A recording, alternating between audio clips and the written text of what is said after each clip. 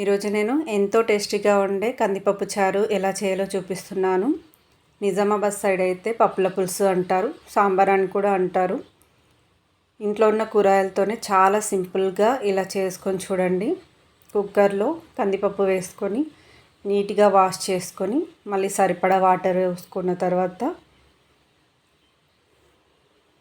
Oil వేసుకొని పసుపు వేసుకొని ఇందులోనే మీ కారానికి తగ్గట్టుగా కారం వేసుకోవాలి. నేను 3 స్పూన్ల కారం వేస్తున్నాను, ఎందుకంటే కందిపప్పు చారు కాబట్టి కారం ఎక్కువే పడుతుంది. కుక్కర్ మూత పెట్టేసి ఉడకబెట్టుకోవాలి. ఆ ఉడికే లోపల చింతపండు నానబెట్టుకొని పెట్టుకోవాలి ముందే. దీనికి కావాల్సిన ఇంగ్రీడియంట్స్ వచ్చేసి 3 రెబ్బల కరివేపాకు, ఒక 6-7 చిల్లీస్, 1 ఆనియన్, క్యారెట్, 2 బెండకాయలు, ఒక 2 టమాటోస్, క్యారెట్ ఒకటి తీసుకున్నాను, కొత్తిమీర కూడా కడిగి కట్ చేసి పెట్టుకున్నాను, వంకాయలు వాటర్లో సాల్ట్ వేసి 2 కట్ చేసి పెట్టుకున్నాను. చింతపండు ఈలోపు నానిపోయి ఉంటుంది. నానిన దాంట్లో నుంచి రసం తీసి పెట్టుకోవాలి ముందుగానే. ఈలోపు మనం పప్పు ఉడకబెట్టాం కదా, అది ఉడికిపోయి ఉంటుంది.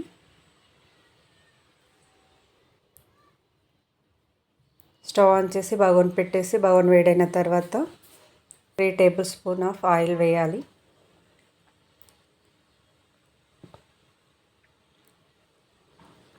ఆయిల్ వేడైన తర్వాత పోపు దినుసులు అన్నీ వేసుకోవాలి. పోపు దినుసులోనే కాస్త మెంతులు కూడా వేసుకోవాలి. 2 ఎండుమిర్చి వేసుకొని తర్వాత పచ్చిమిర్చి వేసుకోవాలి. ఆనియన్ కూడా వేసుకోవాలి. క్యారెట్ వేసుకోవాలి. ఇవన్నీ కాస్త గోలనివ్వాలి. ఇవి కాస్త గోలిన తర్వాత 2 స్పూన్ల అల్లం వెల్లుల్లి పేస్ట్ వేసుకోవాలి. ఎప్పటికప్పుడు ఫ్రెష్గా దంచి వేసుకుంటే బాగుంటుంది. కరివేపాకు కూడా వేసుకోవాలి. బెండకాయలు, వంకాయలు అన్నీ ముందుగానే కట్ చేసి పెట్టుకున్నాం కదా, ఇవన్నీ వేసుకున్న తర్వాత 2 టమాటాలు కట్ చేసుకున్నవి కూడా ఇందులో వేసుకోవాలి. ఒకసారి కలుపుకోవాలి. కాస్త గోలనివ్వాలి. సగం గోలితే సరిపోతుందండి. పసుపు వేసుకొని కలుపుకోవాలి ఒకసారి.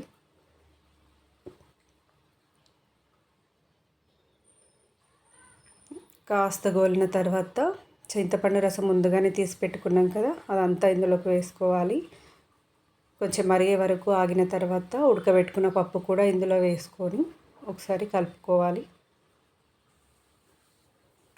పప్పు కూడా కాస్త ఉడికిన తర్వాత ఇవి అన్నీ మంచిగా కూరగాయలు అవన్నీ ఉడికే వరకు కాసేపు మరిగించుకున్న తర్వాత సాల్ట్ వేసుకోవాలి. ఇందులో చూపించిన స్పూన్తోని 4 స్పూన్స్ ఆఫ్ సాల్ట్ వేయాలి.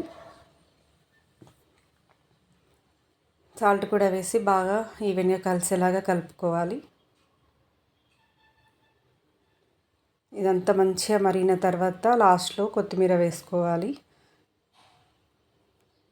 ఇది ఎంత మరిగితే అంత టేస్ట్ ఉంటుందండి. చూసారు కదా, కూరగాయలు కూడా మంచిగా ఉడికిపోయాయి. రైస్లోకి వేడి వేడిగా ఇది సాంబార్ లాగా ఇది వేసుకొని తింటే చాలా బాగుంటుంది. కొంచెం చిక్కగా కంటే ఇట్లా పల్సగా చేసుకుంటేనే సూపర్గా ఉంటుంది టేస్ట్. మా పాపకైతే చాలా ఇష్టం. Subscribe to my channel. Thank you.